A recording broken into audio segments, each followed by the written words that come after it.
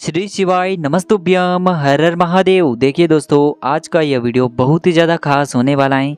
हम सभी जानते हैं कि कल दिनांक 4 दिसंबर को सोमवार के दिन मार्गशीर्ष मास की कृष्ण पक्ष की सप्तमी तिथि का दिन है। देखिए, आज के इस पूरे वीडियो में हम आपको सोमवार के दिन किए जाने वाले 5 बहुत ही चमत्कारी उपाय बताने वाले हैं, जो कि गुरुजी ने अपनी हाल ही की कथा में बताए हैं। इन उपायों के माध्यम से आपके जीवन में जो भी दुख, दरिद्रता और कष्ट चल रहे हैं वह सभी समाप्त होंगे। आपकी जो भी बड़ी से बड़ी मनोकामना है वह भी परिपूर्ण होगी। और जीवन में यदि भारी से भारी रोग उत्पन्न हो चुका है तो उसमें भी आपको आराम मिलेगा। देखिए दोस्तों, आज के ये सभी उपाय पूज्य गुरुदेव पंडित प्रदीप जी मिश्रा की कथा को सुन करके और समझ करके ही आपको समझाने का पूरा प्रयास करेंगे। लेकिन उससे पहले वीडियो को लाइक करें, चैनल को सब्सक्राइब करें और कमेंट में श्री शिवाय नमस्तुभ्यम या फिर ओम नमः शिवाय जरूर लिखें। चलिए दोस्तों, जान लेते हैं गुरुजी द्वारा बताए गए पहले विशेष और चमत्कारी उपाय के बारे में। देखिए, इस उपाय के लिए आपको सबसे पहले तो मात्र एक तांबे के पात्र के अंदर शुद्ध जल लेना होगा अपने घर से। दोस्तों, गुरुजी ने इस उपाय के लिए बताया है कि इस उपाय के लिए केवल और केवल आपको मात्र एक जल का पात्र ही लेकर के जाना है। देखिए, सबसे पहले तो आपको मात्र एक जल का जो पात्र है इसे लेकर के पहुंच जाना है भगवान शिव के मंदिर में। अब देखिए, शिवलिंग के सामने जो नंदी महाराज होते हैं, सबसे पहले तो आपको उनका जो पैर उठा हुआ होता है उस तरफ आपको बैठ जाना है और आपकी जो भी मनोकामना है, हृदय की बात है, आपकी जो भी इच्छाएं जो परिपूर्ण नहीं हो पाई हैं उसे आपको महादेव से परिपूर्ण करने के लिए विनती करना है।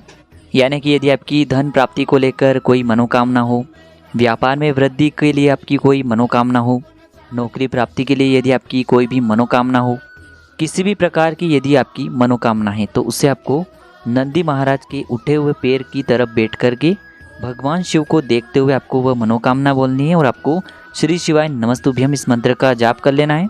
तो नंदी महाराज के वहाँ से शिवलिंग को देखते हुए आपको अपनी मनोकामना को बोल देना है। अब आपके पास जो एक लोटा शुद्ध जल है उसे आपको शिवलिंग के पास में ले जाना है और भगवान शिव के शिवलिंग पर आपको यह जो एक लोटा जल है इसे धीरे धीरे करके समर्पित कर देना है श्री शिवाय नमस्तुभ्यम इस मंत्र का जाप करते हुए। देखिए, जल को समर्पित करने के बाद पुनः आपको जो नंदी महाराज होते हैं शिवलिंग के सामने, उनके उठे हुए पैर के वहाँ पर वापस बैठ जाना है और जो मनोकामना आपने जल को समर्पित करने से पहले बोली थी उसे एक बार आपको पुनः शिवलिंग को देखते हुए बोल देनी है। गुरुजी ने बताया है कि जो भी व्यक्ति इस प्रकार से यह उपाय नंदी महाराज के वहाँ से जल चढ़ाने से पहले अपनी मनोकामना को बोल देता है और जल चढ़ाने के बाद पुनः नंदी महाराज के पास बैठ कर के अपनी मनोकामना को बोल देता है, महादेव उसकी मनोकामना 15 दिन के अंदर ही परिपूर्ण कर देते हैं। तो इस प्रकार से मनोकामना पूर्ति के लिए आपको ये चमत्कारी उपाय इस सोमवार के दिन अवश्य करना चाहिए। अब हम जान लेते हैं दूसरे विशेष उपाय के बारे में। देखिए, इस उपाय के लिए आपको अपने साथ किसी भी सामग्री को ले जाने की आवश्यकता नहीं है। केवल आपको भगवान शिव के मंदिर में पहुँचना है और भगवान शिव के मंदिर में जो शिवलिंग होता है, शिवलिंग से जल बह कर के जलाधारी के वहाँ से जो गिरता है, उस स्थान पर जहाँ से जल गिरता है वहाँ पर आपको अपना हाथ स्पर्श करना है और आपकी जो भी विशेष मनोकामना है उसे आपको महादेव से परिपूर्ण करने के लिए कहना है। फिर आपको श्री शिवाय नमस्तुभ्यम इस मंत्र का जाप करना है। फिर आपको वहाँ से अपना हाथ हटाना है, पुनः आपको उसी स्थान पर अपना हाथ स्पर्श करवाना है, यानी कि जलाधारी के बिल्कुल अंतिम कोने पर आपको अपना हाथ स्पर्श करवाना है। फिर आपको जो भी विशेष मनोकामना है उसे बोलनी है, श्री शिवाय नमस्तुभ्यम इस मंत्र का जाप कर लेना है। फिर आपको वहाँ से हाथ हटाना है। एक बार फिर से आपको पुनः उसी स्थान पर अपना हाथ स्पर्श करवाना है और आपको श्री शिवाय नमस्तुभ्यम इस मंत्र का जाप करते हुए अंत में एक बार फिर से अपनी मनोकामना को बोल देना है। गुरुजी ने बताए हैं कि जो भी व्यक्ति इस प्रकार से 3 बार शिवलिंग के इस विशेष स्थान से स्पर्श करके अपनी मनोकामना को बोल देता है, महादेव निश्चित रूप से उसकी जो भी मनोकामना है उसे अतिशीघ्रता से परिपूर्ण कर देते हैं। तो यह उपाय आप सुबह से लेकर के शाम तक किसी भी समय कर सकते हैं। पूज्य गुरुजी का यह उपाय भी बहुत ही खास और चमत्कारी है। अब हम जान लेते हैं तीसरे विशेष उपाय के बारे में। देखिए, इस उपाय के लिए आपको मात्र एक लोटा शुद्ध जल लेना है तांबे के पात्र के अंदर अपने घर से और केवल इस एक लोटे शुद्ध जल को लेकर के सीधे आपको पहुंच जाना है भगवान शिव के मंदिर में। यह उपाय भी आप सुबह से लेकर के शाम तक किसी भी समय कर सकते हैं। देखिए यह उपाय भी विशेषकर आपकी जो भी मनोकामना है उसे परिपूर्ण करने वाला है। बहुत ही चमत्कारी और नया उपाय है गुरुजी का। देखिए दोस्तों, जैसा कि आप सभी को पता है कि शिवलिंग पर माता पार्वती के हस्तकमल और माता अशोक सुंदरी के स्थान के बीच में एक स्थान होता है, खाली स्थान, जो कि अष्ट सिद्धियों और 9 निधियों और 64 योगिनियों का स्थान माना गया है। तो इसी स्थान पर आपको अपने सीधे हाथ की हथेली पर रखना है, यानी कि जो खाली स्थान है उसी स्थान पर आपको अपने हाथ की हथेली को रखना है।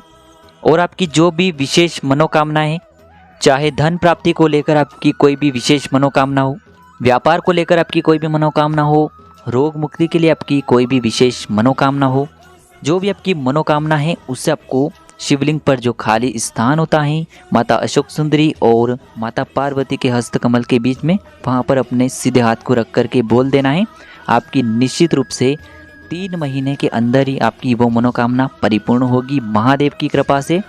देखिए जब भी आप इस स्थान पर, खाली स्थान पर अपने हथेली को स्पर्श करेंगे तब आपको श्री शिवाय नमस्तुभ्यम या फिर ओम नमः शिवाय इस मंत्र का जाप करना है। अंत में जो 1 लोटा जल लेकर के आप गए थे उसे भी आपको भगवान शिव के शिवलिंग पर धीरे धीरे समर्पित कर देना है।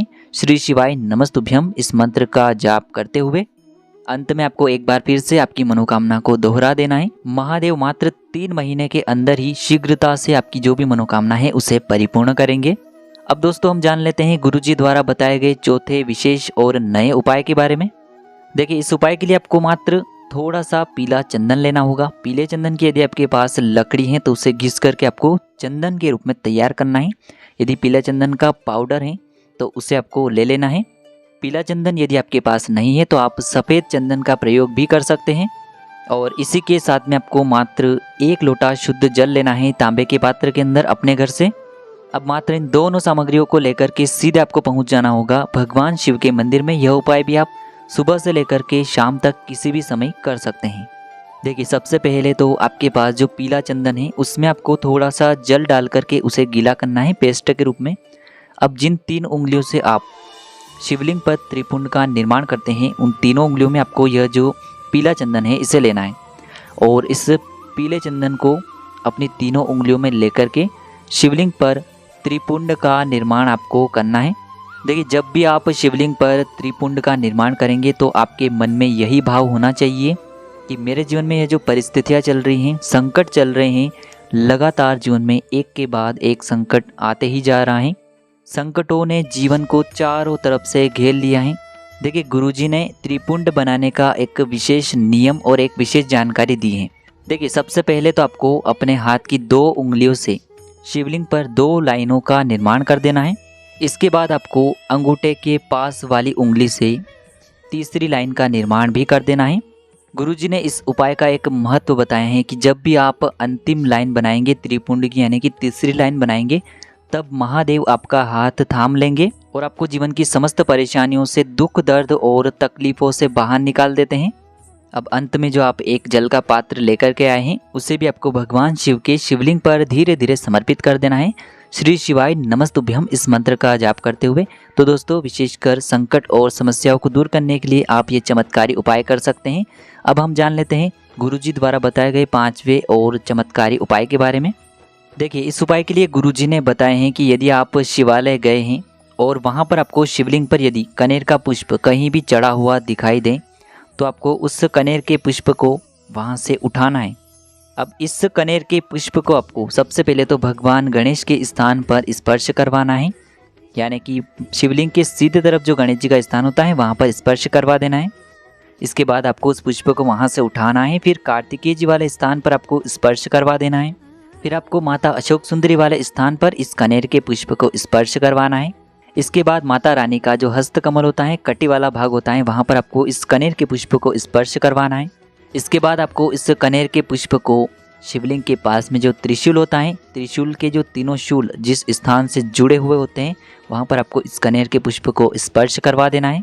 फिर आपको वहाँ से यह जो पुष्प हैं शिवलिंग के ऊपर जो जलाधारी होता है जिससे बूंद बूंद करके जल गिरता है, यदि शिवलिंग के ऊपर जलाधारी है तो वहाँ पर स्पर्श करवाना है। जलाधारी नहीं है तो इस पुष्प को आपको शिवलिंग पर स्पर्श करवाना है। भोलेनाथ की जो 5 बेटियां हैं, जया, विषहरा, शामली वाली दो तली और देव, इन पांचों का आपको नाम लेना है और इस कनेर के पुष्प को आपको शिवलिंग पर स्पर्श करवा देना है। गुरुजी ने कहा है कि जो भी व्यक्ति इस प्रकार से इस कनेर के पुष्प को 7 स्थानों पर स्पर्श करवा करके अपनी मनोकामना को महादेव के समक्ष रख देता है, निश्चित रूप से उसकी जो मनोकामना है मात्र 3 दिनों के अंदर ही परिपूर्ण हो जाती है। अंत में यदि आप एक जल का पात्र लेकर के गए हैं तो उसे भी आप भगवान शिव के शिवलिंग पर अर्पित कर सकते हैं। तो दोस्तों, यह थे गुरुजी द्वारा बताए गए बिल्कुल नए उपाय सोमवार के दिन किए जाने वाले। यदि उपाय से जुड़े किसी भी प्रकार के सवाल हैं तो कमेंट में पूछ लें। श्री शिवाय नमस्तुभ्यम। हर हर महादेव।